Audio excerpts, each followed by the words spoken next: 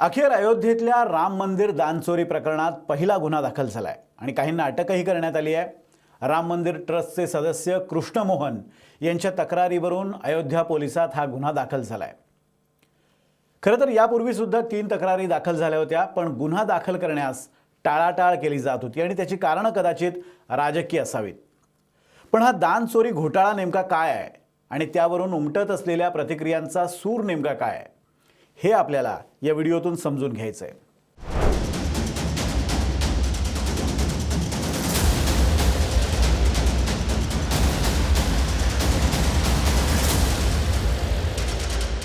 नमस्कार, मी विनोद तळेकर। एनडीटीव्ही मराठीच्या डिजिटल प्लॅटफॉर्मवर आपलं स्वागत आहे। तर विषय असा आहे की प्रभू रामाच्या तिजोरीवरच डल्ला मारला गेलाय आणि ही चोरी कितीची आहे तर कोट्यवधींची आहे। नेमक्या आकड्याचा अजूनही अंदाज आलेला नाही आहे, पण अखिलेश यादवांची सपा असं म्हणते आहे की साधारण 7.5 कोटींचा हा घोटाळा आहे। केजरीवालांची आम आदमी पार्टी काय म्हणते तर 200 कोटींची चोरी झालेली आहे। पण नेमका आकडा सांगणं अशासाठी अवघड आहे की या प्रकरणाच्या चौकशीसाठी जी SIT नेमण्यात आली आहे त्यांना सुद्धा या घोटाळ्याचा नेमका अंदाज अजूनपर्यंत आलेला नाही आहे। त्यांच्या मते दानाच्या लुटीचा नेमका कालावधी जोपर्यंत निश्चित होत नाही आहे तोपर्यंत घोटाळ्याचा नेमका अंदाज येणार नाही किंवा आकडा किती आहे ते निश्चितपणे सांगता येणार नाही। अर्थात SITचा अंतिम अहवाल येणं अजूनही बाकी आहे, पण जो काही प्राथमिक अहवाल आला आहे त्या आधारे आवश्यक ती कारवाई केली जाईल असं आश्वासन उत्तर प्रदेशचे मुख्यमंत्री योगी आदित्यनाथ यांनी दिलं आहे। असो, तर प्रकरण नेमकं काय ते आधी पाहूयात। जवळपास 3 ते 3.5 दशकांचा राम जन्मभूमीचा वाद संपवून अखेर अयोध्येत दिमागदार असं राम मंदिर उभं राहिलं। या मंदिरात बालरूपातल्या रामाची म्हणजे रामलल्लाची मूर्तीही विराजमान झाली, त्यामुळे रामलल्लाच्या ओढीनं राम भक्तांची पावलं अयोध्येतल्या या राम मंदिराकडे वळू लागली। जगभरातून राम भक्त येत गेले, आपल्यासोबत ते लाखो कोटींचं दान आणत गेले, यथाशक्ती मंदिरात दान करू लागले। त्यामुळे दररोज कोट्यवधींचं दान या रामलल्लाच्या दानपेटीत जमा होत गेलं आणि विशेष म्हणजे दानाचा हा ओघ आत्ताचा नाही आहे तर राम मंदिर स्थापनेपूर्वीपासून सुरू झाला आहे। कारण अयोध्येत रामाचं मंदिर उभं राहावं म्हणून जगभरातल्या राम भक्तांनी त्यांची तशी इच्छा होती, त्यामुळे जसजसं त्यांना जमेल तसतसं दान केलं गेलं। पण आत्तापर्यंत राम मंदिरासाठी किती दान प्राप्त झालं आहे त्याचा नीटसा हिशोब ठेवला गेलेला नाही आहे। हे मी म्हणत नाही आहे, तर दान चोरीच्या चौकशीसाठी नेमलेल्या SITचा हा निष्कर्ष आहे। त्यामुळे या प्रकरणाचं गूढ आणखीन वाढत चाललं आहे। राम मंदिराच्या दानपेटीतून कोट्यवधींचं सोनं आणि हिऱ्याचे दागिने, चांदीच्या विटा आणि कोट्यवधींची रोख रक्कम चोरी झाल्याचा आरोप आहे।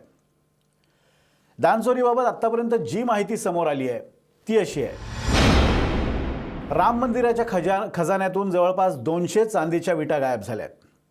2021 मध्ये कोविड काळात मुंबईच्या सिंधी सेवा संगमद्वारे या विटांचं दान करण्यात आलं होतं, पण अनेकदा पाठपुरावा करून सुद्धा आपल्याला या दानाची पावतीच मिळाली नसल्याचा सिंधी सेवा संगमचे अध्यक्ष डॉक्टर राजू मनवानींचा आरोप आहे।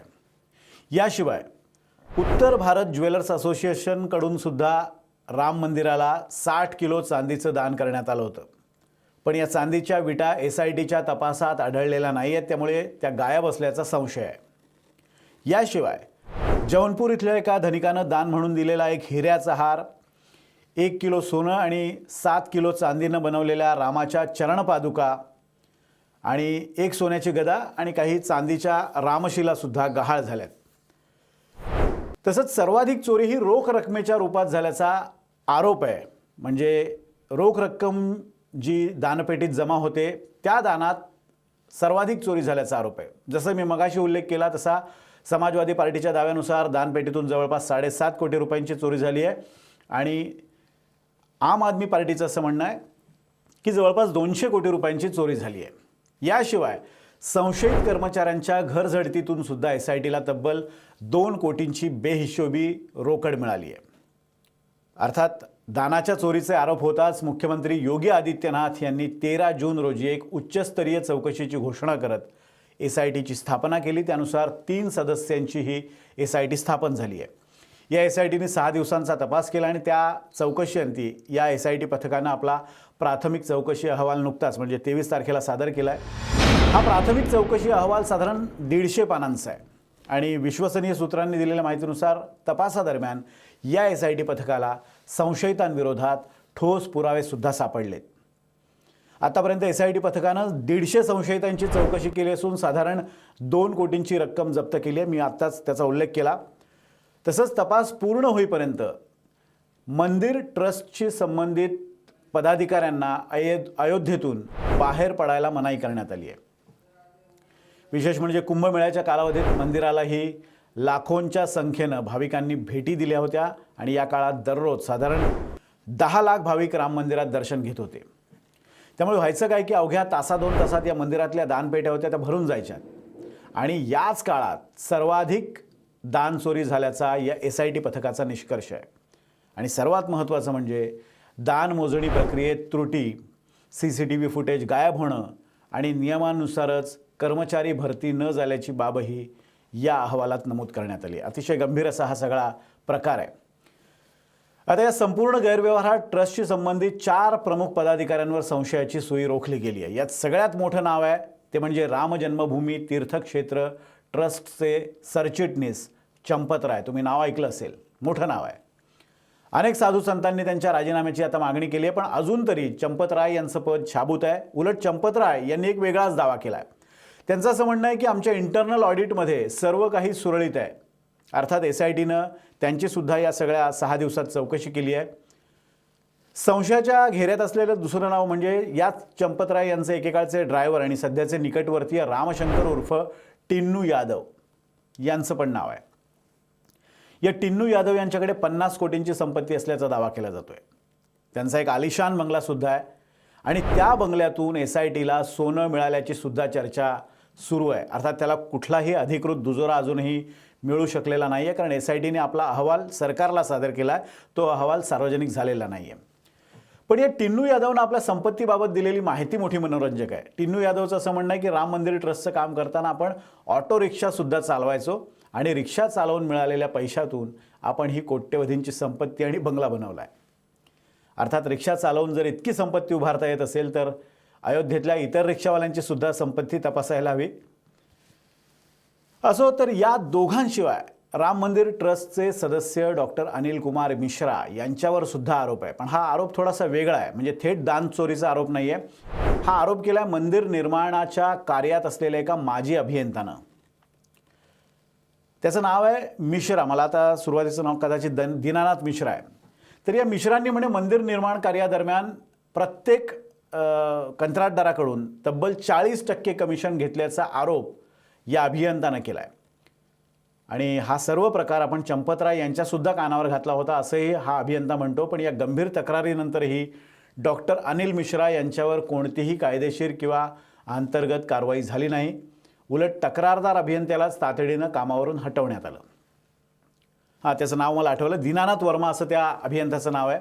तर या दीनानाथ वर्मा नावाच्या अभियंत्यानं केलेल्या आरोपाचीही SITकडून शहानिशा केली जाते आणि या व्यतिरिक्त देणगीच्या पैशांची मोजणी आणि दर्शन पासची व्यवस्था बघणारे कर्नाटकचे गोपाळराव यांचीही SITकडून अनेकदा बंद दाराआड चौकशी करण्यात आली आहे।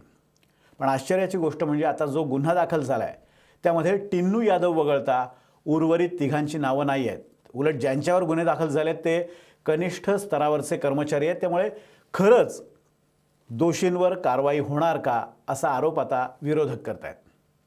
आणखी एक महत्त्वाचा मुद्दा म्हणजे राम मंदिरातील चोरी प्रकरणाचा तपास जे SIT पथक करते, म्हणजे ज्या पथकामार्फत तपास सुरू आहे त्यांच्यासाठी सुद्धा ठोस पुरावे गोळा करणं हे सगळ्यात मोठं आव्हान आहे। कारण मंदिर परिसरातील CCTV कॅमेराचा बॅकअप केवळ 45 दिवसांचा आहे आणि 45 दिवसांपेक्षा जुनं फुटेज असेल तर ते डिलीट केलं जाते। आता वर्षानुवर्ष या देणग्या मिळत आहेत आणि राम मंदिर त्याची स्थापना झाल्यानंतर हे जे CCTV फुटेज आहे ते आता उपलब्ध नाही। त्यामुळे ह्या दान चोरी प्रकरण हे केव्हापासून सुरू आहे याचा कालावधी निश्चित सांगणं अवघड झालं आहे आणि त्यामुळे नेमकी किती दानाची चोरी झाली आहे याचा नेमका आकडा कळत नाही। आत्ता जे आरोप होत आहेत त्या अनुषंगानं इतकी चोरी झाली असा एक अंदाज बांधला जातो. त्यामुळे अंतिम अहवाल सादर करताना SIT पथकाला कर्मचाऱ्यांची चौकशी आणि त्यांच्या साक्षीवरच अवलंबून राहावं लागेल. त्यामुळे त्या आधारे निष्कर्ष काढणं हे तपास पथकासाठी आव्हानात्मक असेलच, पण त्यातनं नेमका घोटाळ्याचा आकडा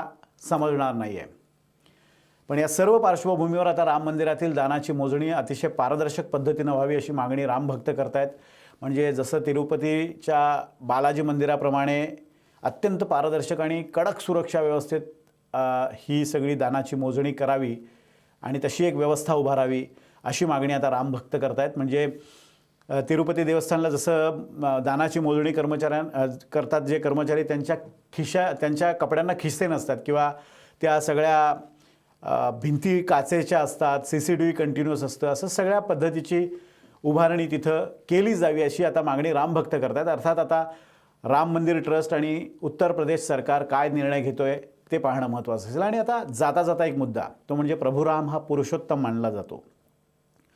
उत्तम समाज व्यवस्थेचं वर्णन करताना आपण रामराज्य असाही शब्दप्रयोग करतो. या श्रीरामाची प्रत्येक गोष्ट अनुकरणीय असल्याचं रामभक्त मानतात. इतकंच नव्हे तर भारताच्या राजकारणात रामनामाचं महत्त्व काय आहे हे मी वेगळं सांगायला नको. आणि आत्ताचं सरकारसुद्धा रामभक्तांचं सरकार केंद्रात आहे. त्यामुळे रामाच्या तिजोरीवर डल्ला मारणाऱ्यांची लंका उद्ध्वस्त होईल आणि त्यांना कठोर शासन होईल अशी आपण अपेक्षा बाळगूया. आणि इथे थांबूया. पण तुम्हाला हा व्हिडिओ कसा वाटला ते खाली कमेंटमध्ये जरूर कळवा. आवडला असेल तर लाईक आणि शेअर करा आणि पाहत रहा NDTV मराठी. आणि एक महत्त्वाचा मुद्दा, या राम मंदिराच्या दान चोरी प्रकरणातले प्रत्येक अपडेट्स घेऊन आपण पुढेही व्हिडिओ बनवणार आहोत. त्यामुळे ट्रॅक करत रहा NDTV मराठी. धन्यवाद.